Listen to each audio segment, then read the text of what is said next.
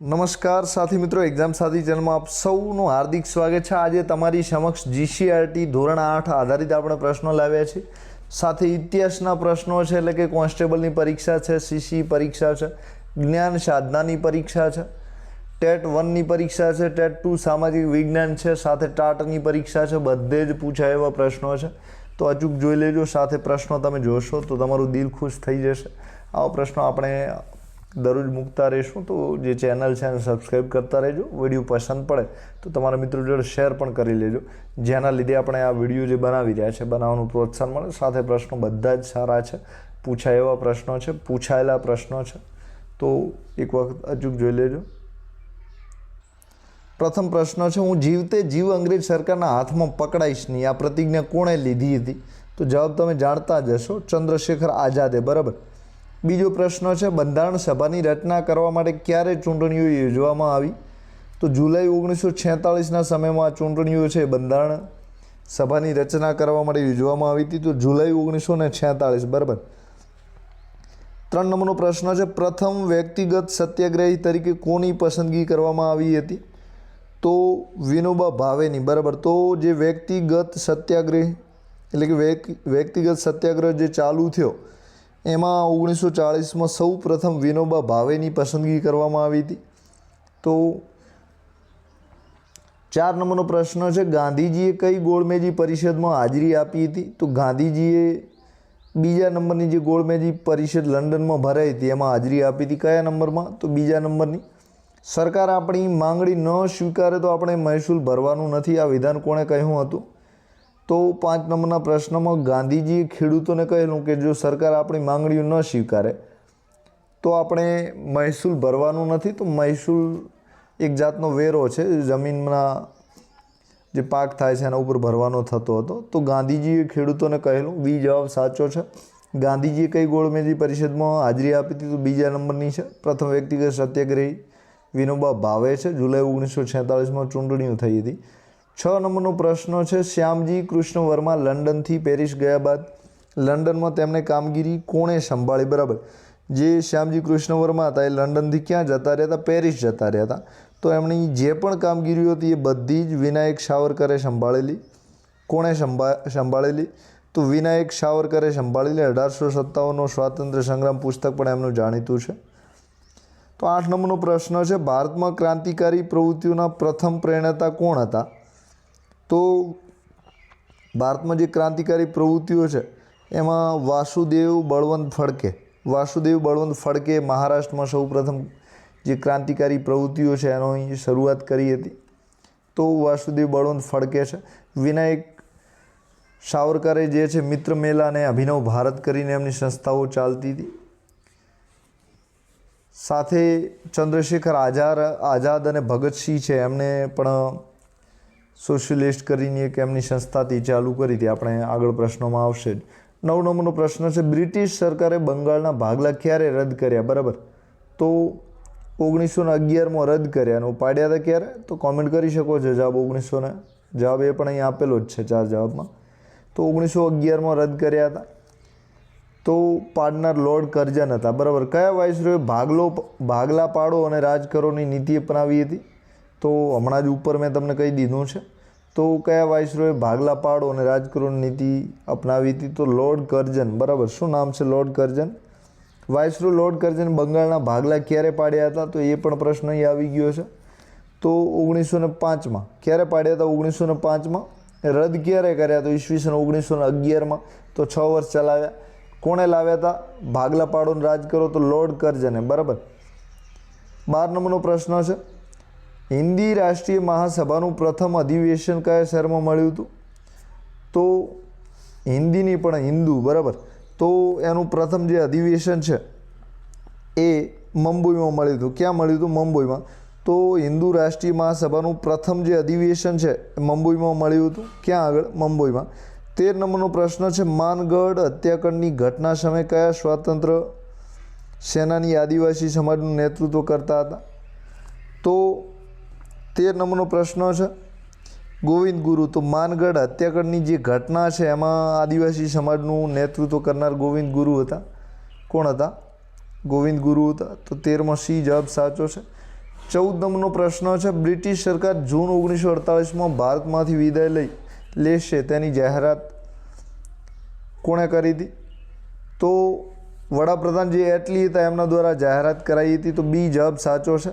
તો બ્રિટિશ સરકાર જૂન 1948માં ભારતમાંથી વિદાય લેશે તેની જાહેરાત વડાપ્રધાન એટલીએ કરી હતી. બી જવાબ સાચો છે. 15મો પ્રશ્ન છે, કેબિનેટ મિશનની યોજનામાં કેટલા પ્રધાનો હતા? તો આંકડો બધા જાણતા હશો, 3 વ્યક્તિઓ હતા. કેટલા સભ્યો હતા? 3. તો 15માં બી જવાબ સાચો છે. આઝાદ હિંદ ફૌજની મહિલા બ્રિગેડનું નામ શું હતું? તો આઝાદ હિંદ ફૌજની જે મહિલા બ્રિગેડ હતી એનું નામ હતું લક્ષ્મીબાઈ બ્રિગેડ. શું હતું? લક્ષ્મીબાઈ બ્રિગેડ. ક્યાં સ્થાપના થઈ હતી? સિંગાપુરમાં. તો આઝાદ હિંદ ફૌજની મહિલા બ્રિગેડનું નામ હતું લક્ષ્મીબાઈ બ્રિગેડ. હવે 17 નંબરનો પ્રશ્ન છે, આઝાદ હિંદ ફૌજના પ્રથમ સેનાપતિ કોણ હતા? તો સૌ પ્રથમ સેનાપતિ જે હતા એ રાસબિહારી બોઝ, કેપ્ટન મોહનસિંહ છે અને મૌલાના આઝાદ છે. તો 17 નંબરમાં રાસબિહારી બોઝ અને કેપ્ટન મોહનસિંહ પણ હતા જ, અને આનો જવાબ તમે જાણતા હો તો કોમેન્ટ કરી શકો છો. તો એ અને બી બંને સાચા છે. બરાબર. મૌલાના આઝાદ વિશે હું શ્યોર નથી. 17નો જવાબ કોમેન્ટ કરજો ફટાફટ. ચોપડી તમારી વાંચતા હશો, જ્ઞાન સાધનાની તૈયારી છે, બીજી તૈયારી કરતા હો તો તમે જોઈ શકો છો. તો આઝાદ હિંદ ફૌજના પ્રથમ સેનાપતિ કોણ હતા? કેપ્ટન મોહનસિંહ. જવાબ સાચો જ છે. રાસબિહારી બોઝ હતા એમની સાથે હતા, પણ પ્રથમની વાત કરી છે તો કેપ્ટન મોહનસિંહ. 18 નંબરનો પ્રશ્ન છે, સુભાષચંદ્ર બોઝ ખાલી જગ્યા જેવી મુશ્કેલ પરીક્ષા પાસ કરી હતી? તો કઈ પરીક્ષા પાસ કરી હતી? તો ICS. બરાબર. Indian civil service. કઈ? Indian civil service, ICS. તો એ વખતે ઇન્ટિગ્રેટેડ સિવિલ સર્વિસ તરીકે પણ ઓળખાતી હતી. તો એ કોણે પાસ કરી હતી? તો સુભાષચંદ્ર બોઝ દ્વારા પાસ કરાવવામાં આવી હતી. 19 નંબરનો પ્રશ્ન છે, સવિનય કાનૂન ભંગની લડતમાં નીચેનામાંથી કોણે ભાગ લીધો? તો સવિનય એટલે કે વિનય સાથે કાનૂન ભંગ કરવાની જે લડત હતી એમાં ખેડૂત, આદિવાસીઓ, સ્ત્રીઓ તમામ ભાગ લીધો હતો. તો ડી જવાબ સાચો છે. 20 નંબરનો પ્રશ્ન છે, ગાંધીજીની ધરપકડ થતાં ધરાસણા સત્યાગ્રહની આગેવાની કોણે લીધી હતી? તો અબ્બાસ તૈયબજી. કોણે લીધી હતી? અબ્બાસ તૈયબજી દ્વારા લેવાઈ હતી. તો ગાંધીજીની ધરપકડ થતાં જે ધરાસણા સત્યાગ્રહની આગેવાની છે અબ્બાસ તૈયબજી દ્વારા લેવાઈ હતી. તો ખાસ તમારે નામ યાદ રાખવાનું છે. 21 નંબરનો પ્રશ્ન છે, એ જેલમાં ખરાબ ખોરાક અને ખરાબ વર્તન સાથે ઉપવાસ શરૂ કર્યો અને 64મા દિવસે તેમનું અવસાન પણ થયું. તો એ વ્યક્તિનું નામ તમારે આપવાનું છે. તો એ વ્યક્તિ કોણ હતા? તો જતીનદાસ હતા. કોણ હતા? જતીનદાસ હતા. એટલે કે ડી જવાબ સાચો છે. કયો સાચો છે? તો જેલમાં ખરાબ ખોરાક અને ખરાબ વર્તન સામે ઉપવાસ શરૂ કર્યા અને 64મા દિવસે તેમનું અવસાન થયું હતું. જતીનદાસ. બરાબર. મોહનલાલ પંડ્યા ડુંગળી ચોરના બિરુદથી જાણીતા છે. સાથે ભગતસિંહ રાજગુરુ અને સુખદેવ છે એમને ફાંસી આપવામાં આવી હતી માર્ચ મહિનામાં, એ તમે જાણો છો, 1931ની આસપાસ. 22 નંબરનો પ્રશ્ન છે, બારડોલી સત્યાગ્રહ ક્યારે કરવામાં આવ્યો હતો? તો જે બારડોલી સત્યાગ્રહ છે એ 1928 કયા સમયમાં કરવામાં આવ્યો હતો? તો 1928નો સમય છે. ખાસ યાદ રાખજો કયો સત્યાગ્રહ? બારડોલી. 23 નંબરનો પ્રશ્ન છે, વન સત્યાગ્રહ ક્યારે કરવામાં આવ્યો હતો? તો વન સત્યાગ્રહ ક્યાં કરવામાં આવ્યો હતો? તો કે આંધ્રપ્રદેશમાં કરવામાં આવ્યો હતો. ક્યાં આગળ? આંધ્રપ્રદેશમાં. તો બી જવાબ સાચો છે. અસહકાર આંદોલન સાથે નીચે પૈકી કઈ બાબતો સંકળાયેલી હતી? તો 24 નંબરનો પ્રશ્ન છે, તો શાળા કોલેજોનો બહિષ્કાર કરવો, ખાદીનો પ્રચાર પ્રસાર, દારૂબંધી, આ તમામ વાતો છે એની સાથે સંકળાયેલી હતી. તો જવાબ આપણો છે આપેલ તમામ આવશે. તમામ. વન સત્યાગ્રહ ક્યાં કરવામાં આવ્યો હતો? તો આંધ્રપ્રદેશ. બારડોલી સત્યાગ્રહ ક્યારે થયો હતો? 1928. જતીનદાસ 64 દિવસ સુધી ઉપવાસ પર રહ્યા હતા અને 64મા દિવસે એમનું અવસાન થયું હતું. 25 નંબરનો પ્રશ્ન છે, અસહકાર આંદોલનના રચનાત્મક પાસામાં નીચેનામાંથી કઈ બાબતનો સમાવેશ થતો હતો? તો જે 25 નંબર છે એમાં ખાદી ઉત્પાદન. તો રચનાત્મક બાબતો, તો આપણે રચના શું કરશું? તો કે ખાદીનું ઉત્પાદન કરશું આપણે. તો સી નંબરનો છે જવાબ સાચો છે. 26 નંબરનો પ્રશ્ન છે, નીચેનામાંથી કઈ બાબતનો ખંડનાત્મક પાસામાં સમાવેશ થતો ન હતો? તો ના પાડી છે. તો દારૂબંધી જે છે એ ખંડના પાસામાં એનો સમાવેશ નહોતો થતો. હવે 27 નંબરનો પ્રશ્ન છે, ગાંધીજીએ અસહકાર આંદોલન ક્યારે શરૂ કર્યું હતું? તો જે ગાંધીજી છે એમના દ્વારા ઈસવીસન 1920માં ક્યારે શરૂ કરવામાં આવ્યું હતું? 1920માં શરૂ કરવામાં આવ્યું હતું. જલિયાવાલા બાગ હત્યાકાંડના કારણે ગાંધીજી અંગ્રેજ સરકાર દ્વારા અપાયેલો ખાલી જગ્યાનો જે ઇલકાબ છે તે તયજી દીધો હતો. ઇલકાબ એટલે કે જે એમને પુરસ્કાર મળ્યો હતો, એ કયો પુરસ્કાર એમને અંગ્રેજ સરકારે આપ્યો હતો? તો કેસરે હિન્દ. કયો? કેસરે હિન્દનો જે પુરસ્કાર છે એ આપ્યો હતો ને એમણે પાછો આપ્યો હતો. તો 28માં સી જવાબ સાચો છે. ખેડા સત્યાગ્રહના આગેવાનો કોણ હતા 29 નંબરમાં? તો ગાંધીજી અને વલ્લભભાઈ પટેલ જે છે એ બંને હતા. તો એ અને બી બંને સાચા છે, એટલે કે ડી જવાબ આવશે આપણો. તો જલિયાવાલા બાગ હત્યાકાંડનો જે છે એ કેસરે હિન્દ પુરસ્કાર એમણે પાછો આપ્યો હતો એના વિરુદ્ધમાં, એટલે કે અંગ્રેજોએ આ ઘટના જે અંજામ આપ્યો હતો 1919માં, એના લીધે કેસરે હિન્દનો જે ખિતાબ છે એમણે પાછો આપ્યો હતો. ખેડા સત્યાગ્રહના આગેવાનમાં ગાંધીજી અને વલ્લભભાઈ પટેલ બંને હતા. તો કોના આગ્રહથી ગાંધીજી મોતીહારી આવ્યા હતા? તો મોતીહારી કરીને જે ગામ છે એ કોના કહેવાથી પોતે આવ્યા હતા? તો રાજકુમાર શુક્લ. કોના કહેવાથી? રાજકુમાર શુક્લના કહેવાથી પોતે મોતીહારી ગામ આવ્યા હતા. રાજકુમાર શુક્લ નામ તમારે યાદ રાખવાનું છે. ગાંધીજીના શરૂઆતના સત્યાગ્રહોના લીધે તેમને કયા સાથીદારો મળ્યા હતા?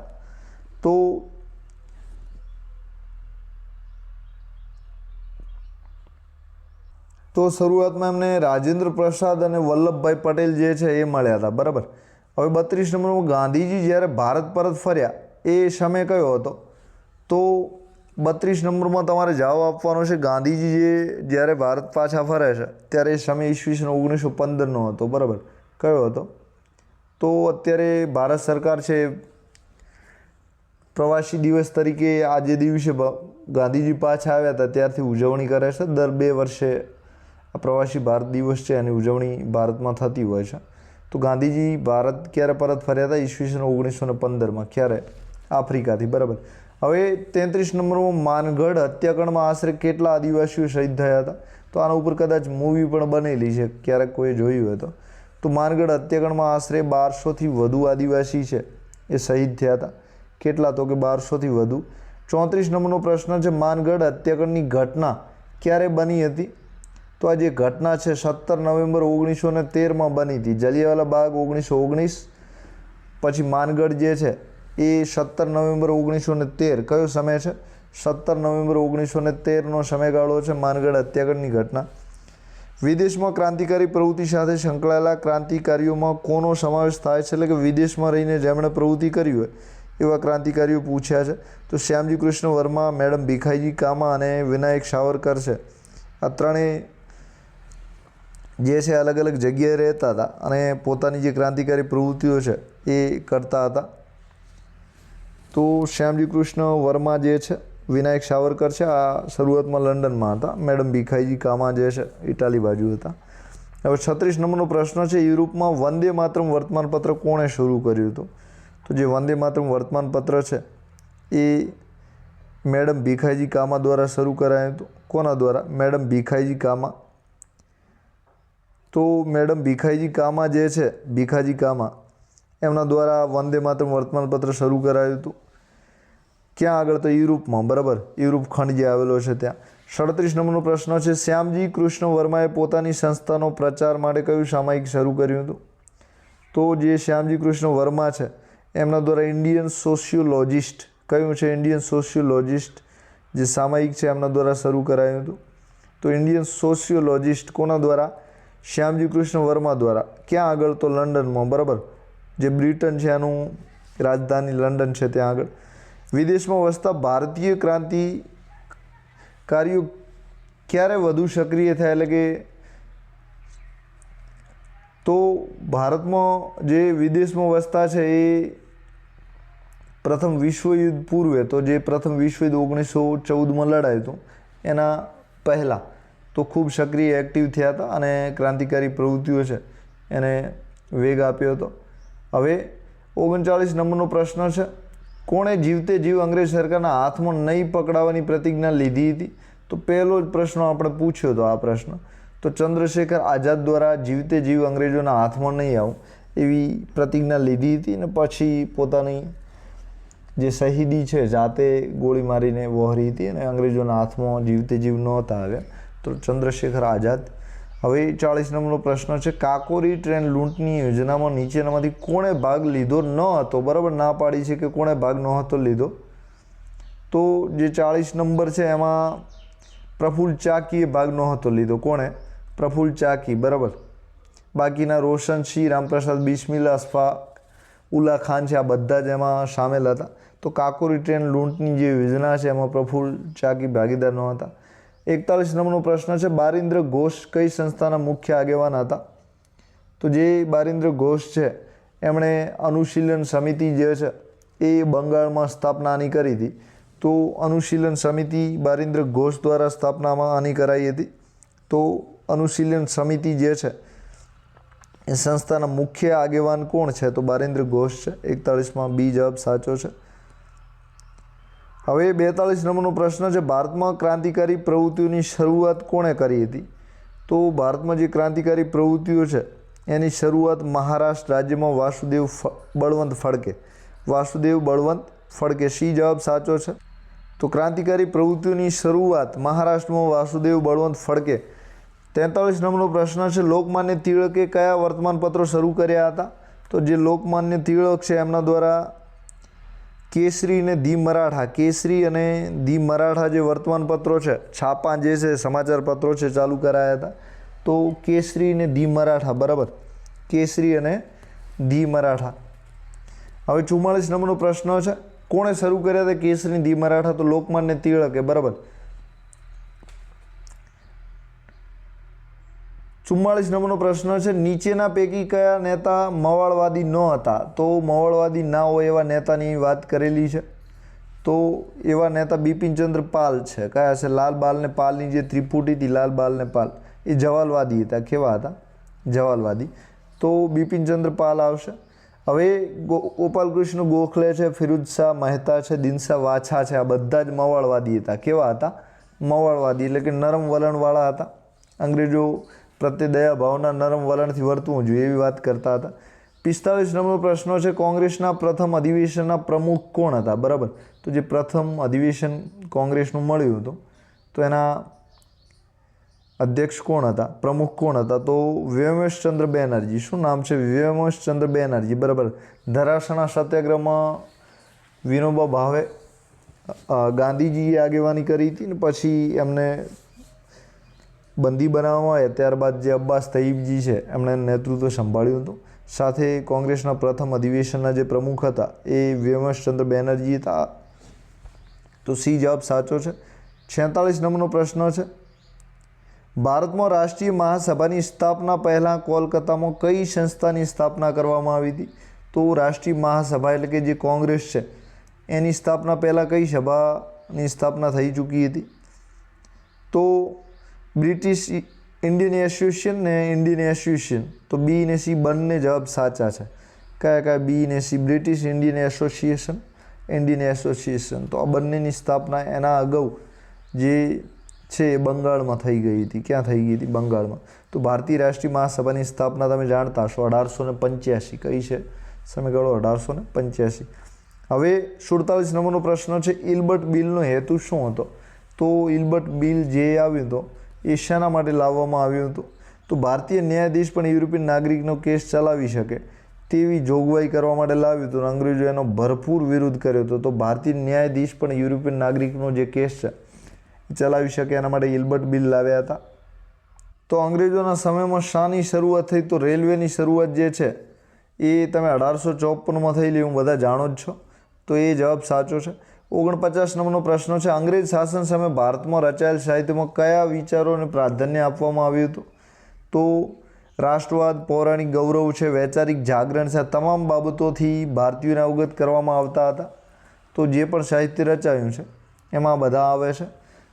હવે 50 નંબરમાં રાષ્ટ્રવાદની ભાવનામાં કઈ સમાનતાનો ભાવ રહેલો છે? તો જે રાષ્ટ્રવાદની ભાવના છે એમાં ભૌગોલિક અને સાંસ્કૃતિક આ બંને બાબતોને ધ્યાનમાં રાખવી એવી ભાવના હતી. તો બી ને સી બંને જવાબ સાચા છે. ભારત દેશ ક્યારે સ્વતંત્ર થયો? 51 નંબરમાં બધા જ જાણતા છે, જે પણ જાણતા હોય ફટાફટ કોમેન્ટ કરી દેજો. તો 15 ઓગસ્ટ 1947ના રોજ આપણો ભારત દેશ જે છે એ સ્વતંત્ર એટલે કે આઝાદ થયો. આપણે 15મી ઓગસ્ટ જે છે એની ઉજવણી પણ કરીએ છીએ રાષ્ટ્રીય કાર્યક્રમ તરીકે. 52 નંબરનો પ્રશ્ન છે, માઉન્ટ બેટન યોજના પ્રમાણે હિન્દ સ્વાતંત્ર્ય ધારો ક્યારે કરવામાં આવ્યો હતો? તો જે હિન્દ સ્વાતંત્ર્ય ધારો છે એ જુલાઈ 1947માં માઉન્ટ બેટન યોજના પ્રમાણે હિન્દ સ્વાતંત્ર્ય ધારો લાવવામાં આવ્યો હતો. એટલે કે કાયદો છે, એટલે કે ભારતને આઝાદી આપવાનો કાયદો જે છે જુલાઈ 1947માં આવ્યો અને ઓગસ્ટમાં ભારતને આઝાદી આપવામાં આવી હતી. હવે અખંડ હિંદના 2 ભાગલા કરવાની યોજના કઈ યોજના તરીકે જાણીતી છે? તો અખંડ હિંદના 2 ભાગલા, ભારત અને પાકિસ્તાન, હવે 2 ભાગલા કરવાની જે યોજના છે એ માઉન્ટ બેટન યોજના તરીકે જાણીતી છે. એ યોજનાનું નામ શું છે? માઉન્ટ બેટન યોજના છે. શું નામ છે યોજનાનું? માઉન્ટ બેટન યોજના છે. કેબિનેટ મિશનની યોજના જે છે 1946માં ક્રિસ મિશન યોજના છે એ પણ થઈ હતી. ગાંધી ઇરવિનની જે યોજના છે એ 1931ની આસપાસ છે, બરાબર. હવે 54 નંબરનો પ્રશ્ન છે, અખંડ હિંદના 2 ભાગલા પાડવાનો નિર્ણય કોણે કર્યો? બરાબર, એ યોજનાનું નામ માઉન્ટ બેટન યોજના હતી. હવે આ નિર્ણય કોણે લીધો કે અમે 2 ભાગલા પાડશું? તો વાઇસરોય લોર્ડ માઉન્ટ બેટન જે છે એમના દ્વારા 2 ભાગલા પાડશું આવો નિર્ણય લેવામાં આવ્યો હતો. 55 નંબરનો પ્રશ્ન છે, વાઇસરોય લોર્ડ વેવલ પછી વાઇસરોય તરીકે કોની નિમણૂક કરવામાં આવી? તો વેવલ પછી જે છે લોર્ડ માઉન્ટ બેટનની નિમણૂક કરવામાં આવી હતી. કોની? તો લોર્ડ માઉન્ટ બેટનની. હવે કેબિનેટ મિશન કેટલા સભ્યોનું બનેલું હતું? તો જે કેબિનેટ મિશન છે એમાં 3 સભ્યો હતા. એક તો એલેક્ઝાન્ડર હતો, બીજો સ્ટોફર્ડ ક્રિપ્સ હતા. તો કુલ 3 સભ્યો હતા. કેટલા? 3. મુંબઈમાં ભારતીય નૌસેનાના સૈનિકોએ ક્યારે વિદ્રોહ કર્યો હતો? તો મુંબઈમાં જે આ વિદ્રોહ છે એ 18 ઓક્ટોબર 1942ના રોજ ક્યારે કરવામાં આવ્યો હતો? 18 ઓક્ટોબર 1942 રોજ. સાથે 8મી ઓગસ્ટ 1942નો સમયગાળો છે એ હિન્દ છોડોની ચળવળ માટે જાણીતો છે, તમે જાણો છો બધા. તો સુભાષચંદ્ર બોઝ, થોડી ભૂલ થાય છે, બરાબર. મુંબઈમાં ભારતીય નૌસેનાના સૈનિકોએ ક્યારે વિદ્રોહ કર્યો હતો? તો જે 57 નંબર છે એમાં વિદ્રોહ ઈસવીસન 1946માં કર્યો હતો. ક્યારે? તો હિન્દ છોડોની ચળવળ જે છે એ 1942 સાથે આ નૌસેનાનો સૈનિકો દ્વારા જે વિદ્રોહ કરવામાં આવ્યો હતો, ભારે વિદ્રોહ, રેલીઓ છે ને બધું કાઢવામાં આવ્યું હતું અને જે અંગ્રેજોના નૌકાઓ છે એને પણ આપણો ભારતીય ધ્વજ જે છે તિરંગો લહેરાવવામાં આવ્યો હતો. તો આ વિદ્રોહ ઈસવીસન 1946માં થયો હતો. હવે સુભાષચંદ્ર બોઝ ક્યારે અવસાન પામ્યા હતા? તો 58 નંબરનો પ્રશ્ન છે.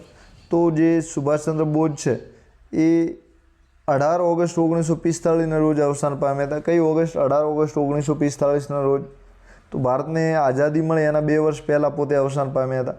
59 નંબરનો પ્રશ્ન છે, સુભાષચંદ્ર બોઝે રચેલી મહિલા લશ્કરી બ્રિગેડનું કયું નામ રાખવામાં આવ્યું હતું? તો લક્ષ્મીબાઈ. શું નામ હતું? રાણી લક્ષ્મીબાઈ આ બ્રિગેડનું નામ રાખવામાં આવ્યું હતું. તો સુભાષચંદ્ર બોઝે જે સિંગાપુરમાં બ્રિગેડ, લશ્કરી બ્રિગેડ રચી હતી તેનું નામ હતું લક્ષ્મીબાઈ. ચલો દિલ્હીનું સૂત્ર કોણે આપ્યું હતું? તો ચલો દિલ્હીનું જે સૂત્ર છે સુભાષચંદ્ર બોઝ દ્વારા આપવામાં આવ્યું હતું. તો સી જવાબ સાચો છે. તમારા માટે જે પણ ઇમ્પોર્ટન્ટ પ્રશ્નો હતા એવા 60 પ્રશ્નો ચર્ચા કરી દીધી છે. પ્રશ્નો પરીક્ષામાં પૂછાયેલા છે, પૂછી શકાય તેવા પણ છે. તો વિડીયો અચૂક જોતા રહો. ચેનલ સબસ્ક્રાઈબ ન કરી તો હજુ કરી લો. સાથે પોલીસ કોન્સ્ટેબલ છે, પછી CCEની પરીક્ષા છે, PSIની પરીક્ષા છે, પછી ટાટની પરીક્ષા છે. ત્યાં બધે જ આવા પ્રશ્ન પૂછાય છે. તો વિડીયો અચૂક જોતા રહેજો. સાથે જ્ઞાન સાધનાની પરીક્ષાની તૈયારી કરતા હો તો એમાં પણ કામ લાગશે. તે ઉપરાંત ધોરણ 8ની જે GCRTની ચોપડી છે સામાજિક વિજ્ઞાન, એમાંથી બધા જ પ્રશ્નો કાઢવામાં આવ્યા છે. એટલે કે તમારા અભ્યાસક્રમ આધારિત છે. ટેટ 2ની તૈયારી કરતા હો તો પણ તમને મદદરૂપ થશે. તો આપ સૌનો આભાર. Thank you very much.